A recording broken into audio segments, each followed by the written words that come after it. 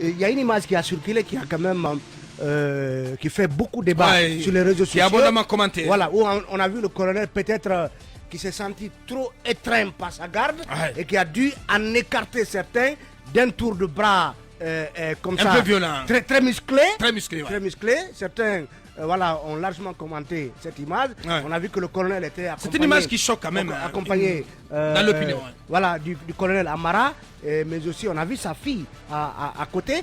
Donc le colonel n'a, en tout cas dans un contexte de veille de manifestation, ou bien est-ce que le colonel devait s'offrir un bain de foule pour un peu respirer après l'annonce du report de la marche du FNDC. Donc le colonel, on le sent, il est, je ne dis pas en quête de popularité, ou peut-être en reconquête de popularité, on ne sait comment le dire, mais ce colonel n'a pas, s'est pas laissé compter cet événement. Et vraiment, franchement, il faut saluer son acte, le fait de se joindre à cet événement et de venir encourager l'initiative de Paul Pogba. Absolument, parce que on a vu que l'entrée était payante et on a annoncé la gratuité. Il a pris en charge, les 30 000 tickets. Les 30 000 tickets. Bien. Voilà, et en tout cas... Et vous avez suivi certainement le message de Enoch, qui est de la DCI, qui dément catégoriquement et formellement qui est pas de jet de pierre sur le cortège du président Doumbouya. Dioma est un média sérieux quand même. Hein? Mais non, mais attendez quand même. Je ne dis pas le contraire. Oui, mais la DCI aussi qui parle. Est-ce que les gens ont les preuves que son cortège a fait l'objet de jet de pierre? Moi, personnellement, j'ai eu la preuve, puisque... Avec quoi? Avec Dioma. Non, mais non, attendez, soyez un peu sérieux. Je parle de ma source. Non, mais non. Abakar. Mais non. Abakar. Quelle preuve Dioma a présenté? D'accord. Je suis journaliste. Dès que j'ai appris l'information hier, après on refait le monde, j'ai appelé Sekou Keita, le rédacteur en chef du groupe Dioma. Parce que j'ai appris par des gens dans un café qui a eu tel acte. Et on m'a cité Dioma. Et je l'ai appelé.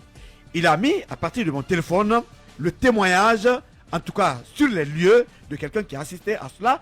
C'est le son qui est passé du côté de Dioma. C'est trop banal. Abakar, c'est pas banal. C'est banal. Dioma est un média sérieux. Non, je n'ai pas dit le contraire. J'ai plus confiance en Dioma que la DCI. Ça, je vous le dis. Pratiquement. Oui, ce sont nos confrères. Parce que la DCI fait l'information et la communication. Dioma fait l'information. Le journaliste, il est crédible. Jusqu'à preuve du contraire. Ne crée pas de problème ce matin. Non, je ne crée pas de problème. Abakar, jusqu'à preuve du contraire. La DCI ne peut pas non plus mentir. La DCI, c'est la direction de communication et l'information. Oui, mais la DCI est témoin oculaire de ce qui se passe. Pour le moment aussi, la DCI fait un travail formidable. Non, j'ai pas dit cela. Ça, il n'y a rien à dire. La DCI fait son travail, Abakar. Mais pour le moment, j'ai confiance en Dioma, mes confrères de Dioma, ceux qui disent je prends cela jusqu'à preuve du contraire. Il y a eu des événements au palais où la DCI n'a pas communiqué. Sauf que c'est difficile de prouver, Lincoln. Oui, mais pour le moment, puisque moi j'ai écouté le son, le témoignage que Dioma m'a envoyé, une personne qui parle même en sous-sous qui a témoigné, pour l'instant je crois en cela jusqu'à preuve de contraire. Bien, voilà. Peut-être que le caillassage, en tout cas le jet de pierre n'est pas très confirmé, mais beaucoup on dit que le cortège a été quand même hué. Voilà, à la hauteur de la station de la carrière sur l'autoroute. Et donc le cortège... Ça peut rester... C'est ce qui a été dit, dès qu'on a aperçu, en tout cas, cette grande colonne arriver, les gens ont compris que c'est le président. Ils ont commencé à huer.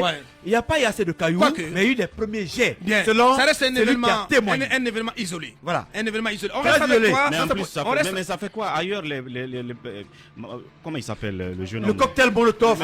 Non, mais le jeune homme français, Macron. Oui, il s'est pris une main dans le visage. Il y a bien que cela même. Il y en a qui se font enfariner. Mais voilà. Si les gens crient, si ça a eu lieu, il faut l'admettre. Mais si ce n'est pas une première. Mais si ça n'a pas eu lieu, il faut aussi le dire.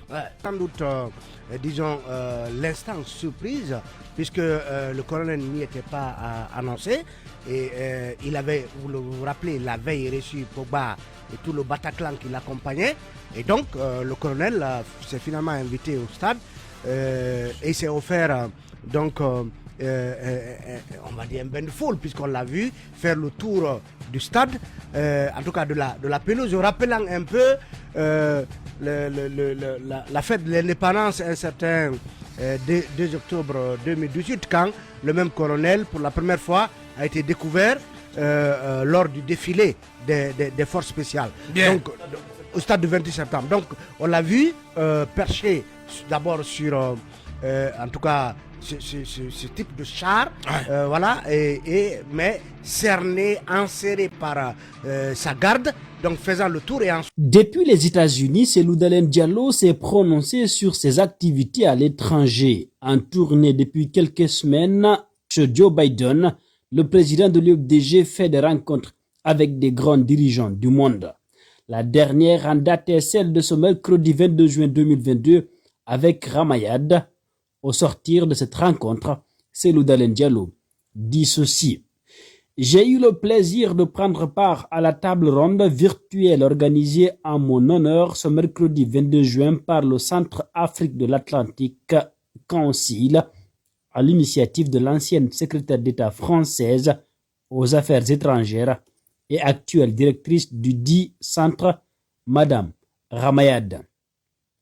J'ai saisi l'opportunité qu'offre cette plateforme d'influence réservée aux hautes personnalités africaines en visite à Washington pour m'adresser à un auditoire large issu d'institutions américaines, notamment de la Maison-Blanche et du Congrès, et aussi d'universitaires, de think tanks et d'organisations multilatérales. Mon intervention a porté sur les coups d'État en Afrique de l'Ouest et sur les conséquences qu'une transition mal menée pourrait avoir sur la paix et la stabilité en Guinée. Répondant aux questions de participants, j'ai également abordé des sujets relatifs au rôle que pourrait jouer la communauté internationale, notamment les USA, pour éviter les risques et menaces qui pèsent sur la transition guinéenne. J'ai enfin donné des informations sur l'économie guinéenne et sur ce que sera la politique étrangère de la Guinée lorsque l'UFDG sera au pouvoir, indique-t-il.